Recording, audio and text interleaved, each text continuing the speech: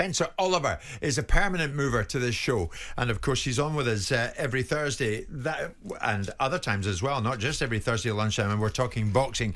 Dan Azeez, soon to go in with Josh Buatsi. That fight has been rescheduled, Spence, as we know, for Saturday, February the 3rd. Mm-hmm. I think when you leave here, you're going hot foot to a workout featuring Dan Azeez. And when Dan, mild-mannered lad as Azeez, is he not? He's a lovely boy, but when he was in here last time, he really took exception to the fact that there was a problem on the horizon with this fight in terms of tickets being sold. Eddie Hearn had voiced that, and Azeez was not at all impressed by that. I'm all for like rival promoters having a little dig here and there at themselves, but not at the expense of a fighter's integrity and, you know, his character. Like, I work hard and I'm very passionate about the sport. And for someone of his stature, like, come on, this is Eddie Hearn. He's one of the biggest promoters in the world. To put out a narrative like that out there about me is quite distasteful. It's malicious as well and harmful. You know, whilst he's there, probably having a little snigger with his mates, like, you know, getting one over Ben, like, he's messing up my image. Like, do you know what I mean? I'm from a community like where a lot of things are happening, you know, it's bad, like the youth are a bit confused, and I'm trying to not only obviously go out there and achieve stuff in this sport for myself, but also to like just try and be like some sort of role model, like inspire the next generation that's coming up or whatnot. So it's deeper than him just having a little laugh and yeah, look, the show, like, and whatnot. It's messing up my image, like, and it makes me look like I'm not practicing what I preach, like, do you know what I mean? I work too hard, I'm too passionate about the sport. Like, I could have done anything else. I didn't have to box. I got a bloody degree, but I chose boxing. So when I heard that, I only just heard it yesterday, and that, I'll be honest, I was fuming. It was very displeasing, and I weren't happy at all. He's normally so mild-mannered. When he was in here, he absolutely went for it. Yeah. And, of course, he had an injury, a legitimate injury. It wasn't to do with tickets not going quickly enough, as Eddie was alluding to. And Dan Azeez was trying to put the record straight there. Boxers get injured, and he had been injured.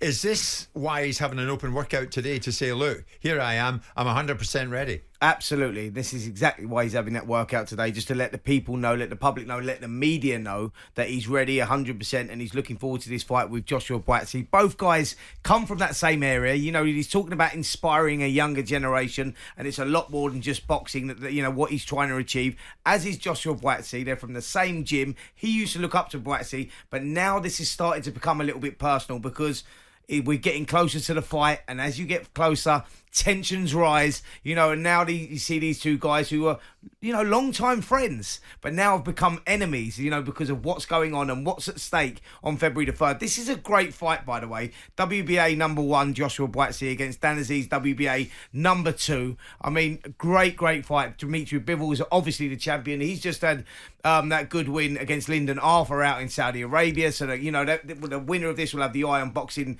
you know, Dimitri Bivol. Bivol's looking at the winner of Callum Smith versus Beterbiev. That fight's happening on Saturday night. Yeah. Then you get the undisputed fight, and Dan Azeez or Joshua Buatsi could be in line for that. So there's a lot on the line here, a lot of moving parts in this light heavyweight division. But as we saw there, you know, Dan Azeez, who we never really hear, you know, things don't get under his skin, and riled up. He was absolutely fuming, Simon, and he's a lovely lad. Yes, I liked what he had to say, not just because it was at Eddie's expense, but because he was saying something that was, you know, based upon some substance, because they do it to one another. You said the Derek Chisora argument when he got cross with me about saying I didn't want to see Chisora versus White 3, and he said you're messing with my tickets. In this instance, it was a promoter making expense at another promoter, making fun of another promoter, and fair play for him for being able to stand up for himself and be able to verbalise the argument so people can understand what his issue is.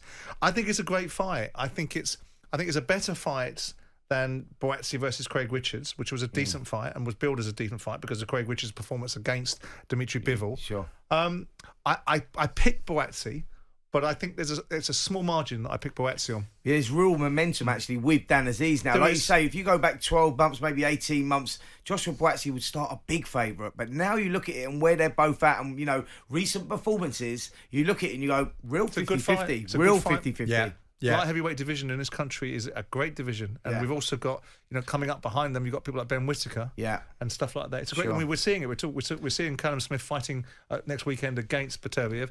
We've got Anthony Yard is looking at the winner of this one as well. You know, he wants to be in the mix. I mean, there's some great fights out there. Sure are. Azeez against Buatsi, February the 3rd, and of course, as Spencer says, the best of pals, but they won't be that night. So you're going off to see the Azeez workout just now, which is where? Somewhere in London. It's in St Pancras at St Pancras Boxing Club. We're going to go and see them now, see how he's performing, see what sort of shape he's in, and see how he's been working out. And Buddy McGirt obviously is with Callum Smith over in Canada at the moment, so just see how he is. Spencer, fantastic. Thank you so much for being with us. You're going to have a workout in the gym, Simon, on your own. No one's invited to that. I'm going to do an interview with Ezekiel Brook. Kell Brook? Indeed. Excellent. Oh, is this for the podcast? Indeed. Excellent. Nice. Well done. We await that to hit the screens sometime soon.